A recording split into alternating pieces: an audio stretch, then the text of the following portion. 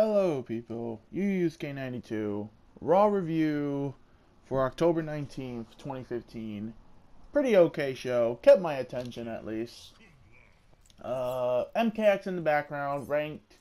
E33. Enjoy playing a plethora of characters. I like using that word.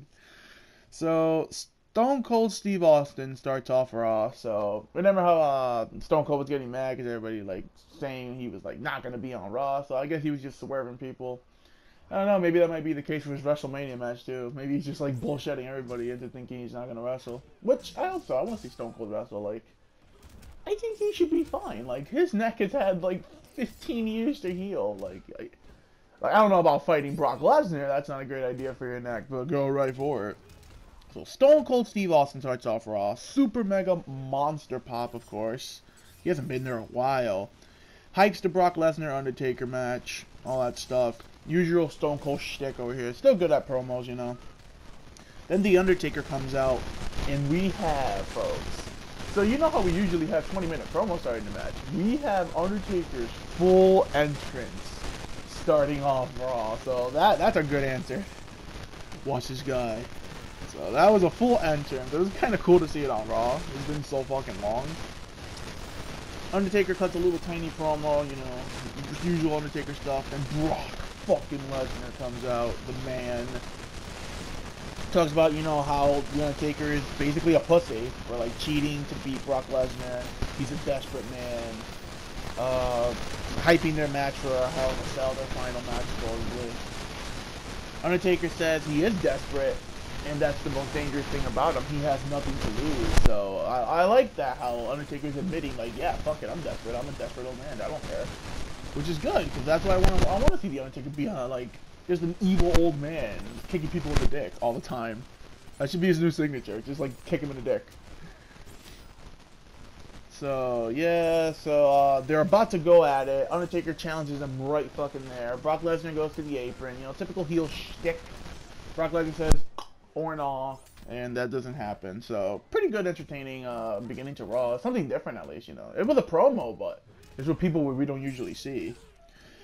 Then we transition into John Cena and Team 3D versus the whole New Day. New Day comes out with the amazing shtick. Everything is booty in Texas. That one really got me like laughing. I don't know why, because I'm like, oh, they're in Texas. Everything's bigger. Like, nah, son, everything's booty. Oh my god. So they're about to say how so Kofi's like, yeah, we're about to kick your ass, and like they try to censor it, and Xavier Woods goes to Kofi, nah son, this is PG, you can't say that. And he goes, man, who cares, we New Day. And he says it anyway. That really made me laugh. So I was like, yo man, fuck that PG, we say booty. New Day are unicorns because they bring magic back to the WWE, which I thought was a really good line. I'm like, yo, shouts out to all my unis out there, swag. Unicorn for life. Everyone know unicorns were in the NWO. I don't know what you guys are talking about. Oh my god. So good to see Xavier Woods actually in the match. Like he did some shtick. He hit some of his offense on Cena. Big E grabs John Cena at a side slam and starts dancing with him as he's holding on to him. I thought that was fucking hilarious. It was so weird not having the trombone out. I was like, oh my god, where's the trombone? So that was pretty funny. Good stuff by the New Day. They're getting their shtick in. Xavier Woods gets the win, actually. He rolls up Devon while Devon has a good comeback moment. And Woods gets it with holding the tights or the pants of Devon. And again, New Day beats fucking main event talent. Like, that's fucking crazy to me. Like, I am like, my jaw is like closed because like these guys just beat Randy Orton and Dean Ambrose. And now they beat John Cena and Team 3D. Like, what the fuck is going on? I don't know what's going on. So after the match, the losers are salty. Team 3D and John Cena beat up Xavier Woods. John Cena gets him into AA. They put him through a table with the bubble bomb. A very good bubble bomb. I thought he was fucking dead. So good stuff there. Cole says Randy Orton is injured or something, and he never showed up. Supposedly, I think Randy Orton has like a shoulder injury right now that he has to deal with. Maybe surgery, I think, is the real reason. But they're saying how Luke Harper might have had something to do with this, which I'm like, okay. So Luke Harper's around. You know, Randy probably saw him and he went, oh shit, it's Luke Harper. And he's like, yo, that's hype. And Randy got attacked. So, I guess no match with Randy Orton for the pay-per-view. Dean Ambrose is going to need to find a replacement now. Because it's going to be him alone going at it with Braun Strowman and Luke Harper. So, Dean Ambrose backstage interview with Renee Young, his waifu. It's always funny to see him doing interviews. He's sick and tired of the Wyatts. He's sick and tired of how they're always attacking people. He is not playing around. This man is motivated, just like Virgil. I'm motivated. So, good shit right here. Good promo by Ambrose, actually. Then they say Kane is suspended for the night. Because, you know, fuck Kane. Nobody wanted to see Kane. So, yeah, Kane is suspended. Then we get Sasha Banks, the waifu of waifus, versus Naomi. Well, Sasha Banks and Naomi versus Nikki Bella and Alicia Fox. So, 2/3 of Team Bad versus 2/3 of Team Bella. I was not happy with this match at all. Cole acknowledges the "We Want Sasha" chant, so I guess we're gonna, like, do some separation here. I really hope Sasha's turning babyface. Sasha and Naomi are getting the best out of Fox and Nikki. Then Nikki got the better of Naomi. She hit the Alabama Slam during the break, so I guess that thing. Nikki dominated Sasha and just put her away with the rack attack, and I was like, what the fuck is going on, bro? Like, I'm all good for having Bellas win here and there, but they've been unstoppable these last couple of weeks, which I understand. It's the build-up. They're probably trying to say, like, oh, it was a fluke. I like bananas. So, I just hate how they use Sasha here. Like, yeah, we want Sasha. She's over as fuck. Let's just have Nikki destroy her. So that was really, really, really fucking lame. I did not like that at all. Then we have Shawn motherfucking Michaels. So Shawn Michaels comes out, you know, big Texas hype right there. You know, everything's booty in Texas. Shawn Michaels eats this kid's pizza while he comes out. I thought that was hilarious. I was like, yo, Dirty Shawn is back. Taking people's pizzas. So Shawn comes out, promotes the living hell out of Hell in a Cell. Promotes Undertaker and Brock for a little bit. Then we get Seth motherfucking Rollins, the man, comes out. And all I can say is, Jesus, the money I would pay to see these two guys in a match. Imagine the selling. Like, if they, like, poke each other, they would, like, go to the moon in, like, of amazing selling. But it's not going to happen. If Shawn did not wrestle Daniel Bryan at the last WrestleMania, or last WrestleMania, it's never going to happen. Shawn just comes out and he does what he wants to do. Like, you know, when he came and kicked Sting, I was like, oh my god, Sting versus Shawn Michaels, the match I've been waiting for forever. No. So, Seth says he's better than Shawn and that Shawn is jealous of Seth Rollins. And finally, Shawn Michaels calls himself the greatest wrestler of all time. I've never heard Shawn actually admit that, so that was kind of cool, because I'm like, dude, everyone knows it. You might as well admit it. Like, you don't have to be the biggest Shawn Michaels fan. He's probably the greatest wrestler of all time. It's like, it's a very short list, but he's on top of it. Even me, I have a different opinion. To me, the greatest wrestler I've ever seen is AJ Styles. AJ Styles, to me, is the best wrestler I've ever seen, because that guy's always been good. Even when he was a jobber, he was always good. But Shawn is probably second or third on my list, so Shawn's not wrong. Then we have Seth Rollins versus Ryback. Good aggressiveness by Ryback. Ryback going right at Seth Rollins, taking him out with the clothesline. Ryback hit all his moves. Even his shoulder switching power slam, which I love that move so much, but I never get to see it. I always end up doing it like in the wrestling games. I'm like, yo, Ryback, remember the move? Seth was working Ryback's ribs the whole time. This was a fun little match. It was actually more of a match than I thought it was going to be.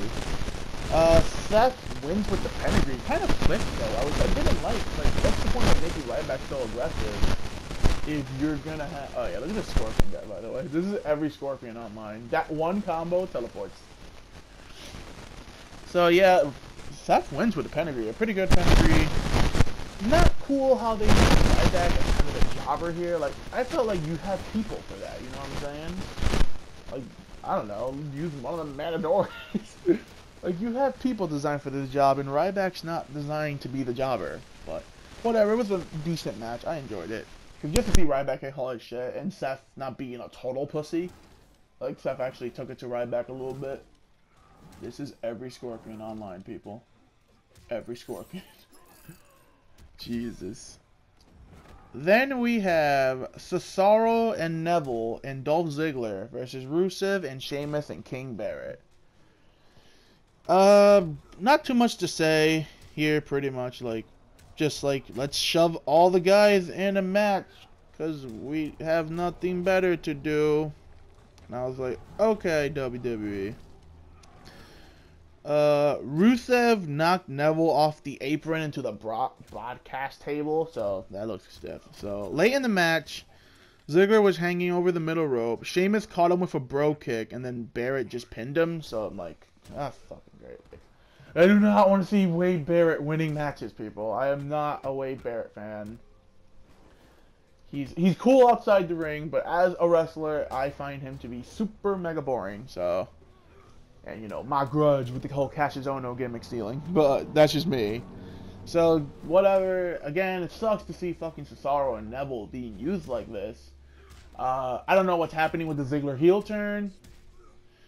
I would love to see fucking Sheamus and King Barrett actually be a tag team or something. Barrett was saying how he would love to be a tag team. Like, Barrett wants to get away from singles division because he knows there's no hope for him.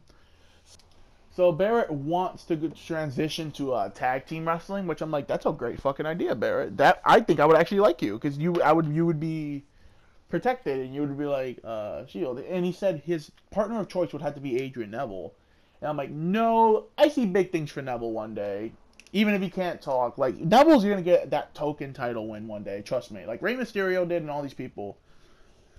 Even if it's for one fucking day, Neville's getting that title reign. Even if it's Money in the Bank and he wins it for legit like a day, Neville's going to get that title win one day.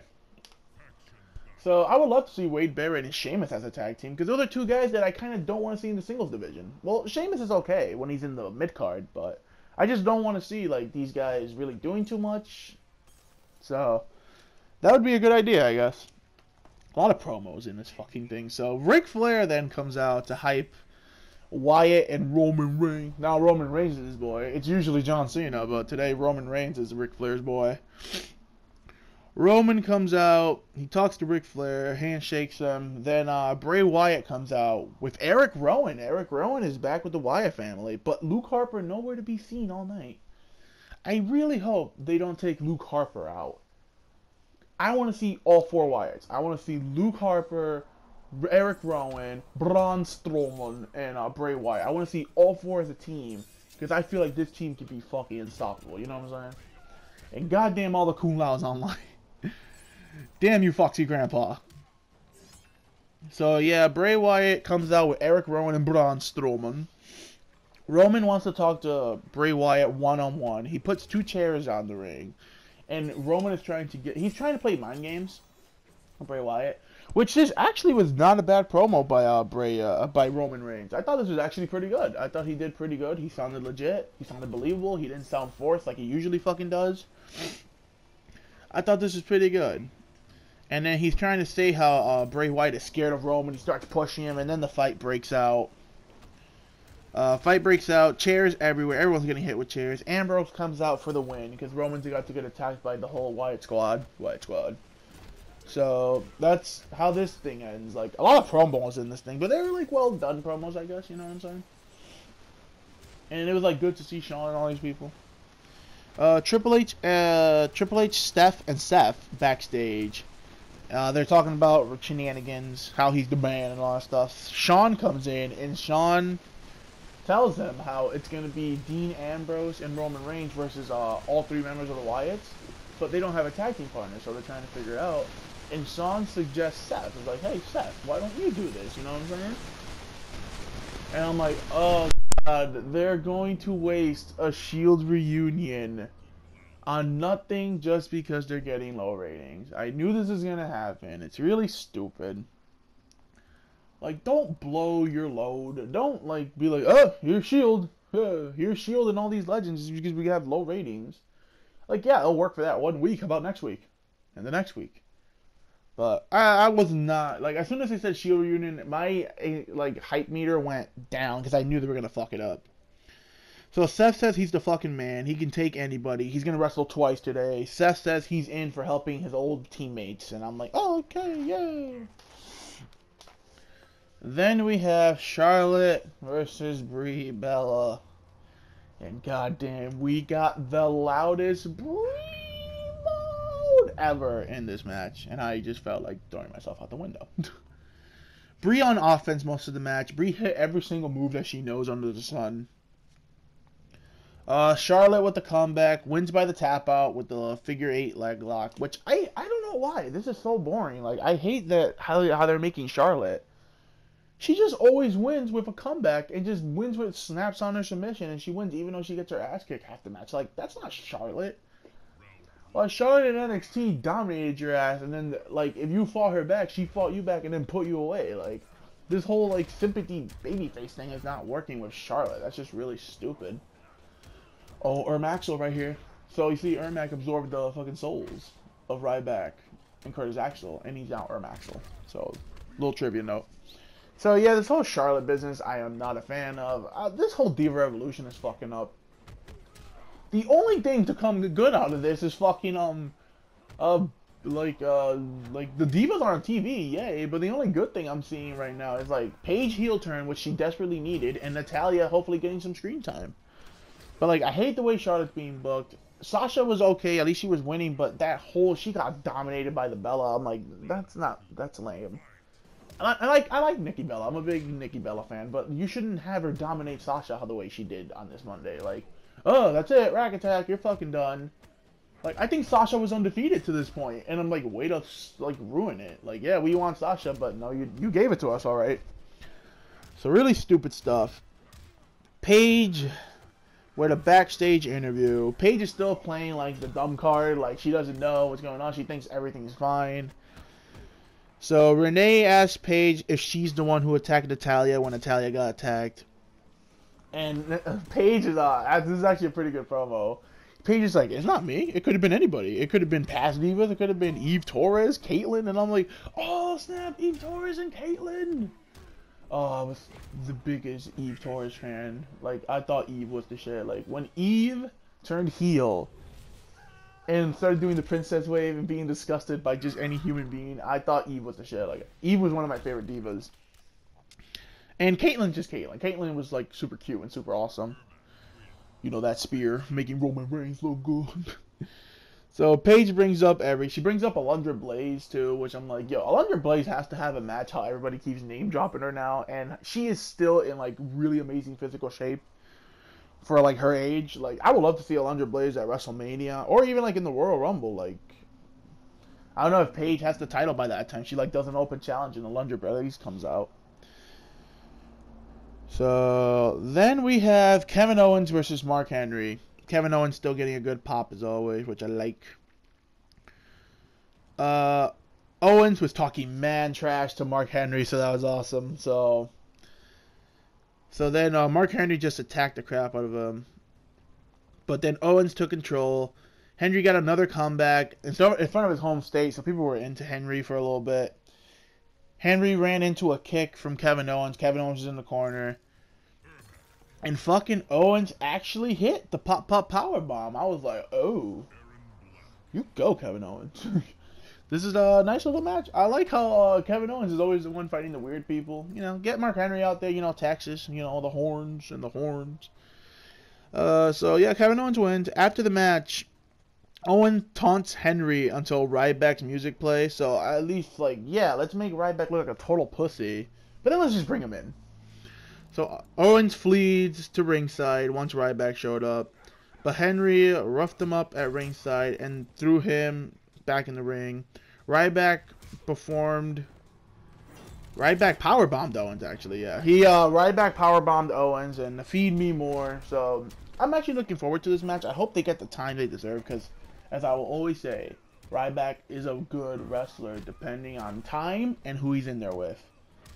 Because Ryback is a weird case. Because Ryback takes a bit. Like, he takes a while to, like, get the story started. Like, watch Ryback versus John Cena at when John Cena was world champion on SmackDown. They had an amazing match where it took like at least like 15 to 10 minutes before they got really into it and it was hype. Ryback started hitting all the Goldberg spots. He hit the jackhammer and all that shit. Such a really, really good match. So I would love to see all that happen again. Because Ryback is a good wrestler, just depending, you know what I'm saying? Then we have The Shield, which I'm very disappointed it didn't come under Shield attire, because I knew they were going to fuck this up. This was literally just done for draft ratings versus the Wyatts. It was kind of cool to see the Wyatts come in. Look at this fucking Aaron guy. Look at fucking Aaron guy.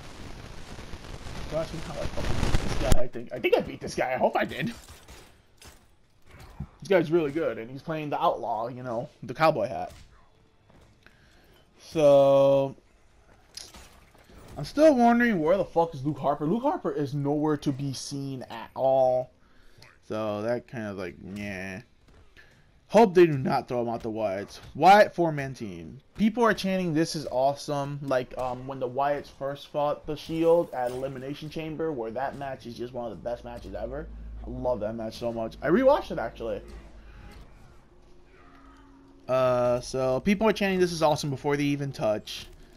Seth is in there, like he's like backing off, but then he goes to face, and people are going nuts. They're like, yo, Seth motherfucking Rollins is the boy. Seth is trying to like mostly run away. Like he wants to start the match, but then Eric Rowan starts the match and he goes, "Or nah." Seth runs. But then we have Seth in there a little bit with Bray Wyatt, which I actually kind of liked. Bray Wyatt hit some offense on him and all that stuff. Like it was so like fresh to fucking see like Seth Rollins in there with Bray Wyatt. Like this is a match I would love to see. Yeah, I somehow beat this guy. Don't fucking ask me why. By the power of Grayskull. So it was good to see that. Eric Rowan is looking good. He just came back from his injury. He hit his shit. Like Eric Rowan is not a great wrestler, but he looked good. Like it's good to see him back actually. Something different. Seth wants the hot tag, but then walks away again. He fakes a leg injury and he walks away. Like we knew this was all gonna happen. We all knew this was gonna be done shitty. We weren't gonna get the crazy Seth Rollins of old where he throws his body around like a maniac. Then Ambrose gets the hot tag to Roman. Roman starts going nuts. Superman punches for everybody. He's hitting everybody with everybody. People are actually into Roman, which is actually good to see. Because this is a good hot tag. Strowman starts to choke out Roman. He comes back in. Dean gets the DQ. He comes in, hits Strowman with a kendo stick. Fight breaks out. Spears to Bray. Spears to Rowan. Everyone's getting thrown out. Dean Ambrose is trying to handle Strowman as best as he can, so they're hyping this Wyatt and Roman matchup pretty good. I want to know who's gonna replace Randy Orton in the tag team match. So good. I hope to see some good stuff. Pay-per-view predictions will be coming after SmackDown because I have to get like all the matches first, and I'm really looking forward to the John Cena Open Challenge that's happening at the pay-per-view. Because who the fuck is Cena gonna drop this title to? There's been reports that it's gonna be Ziggler, but I don't know. Like I'll talk to that when it happens. Because there's a certain somebody that I want it to be, but I know it's not gonna happen. But I want it to be this certain somebody, and let's just say he's pretty gorgeous, if you know what I mean. So that's Raw review. Again, decent show, not as horrible as it could have been. Enjoy the MKX in the background. Enjoy the Axel.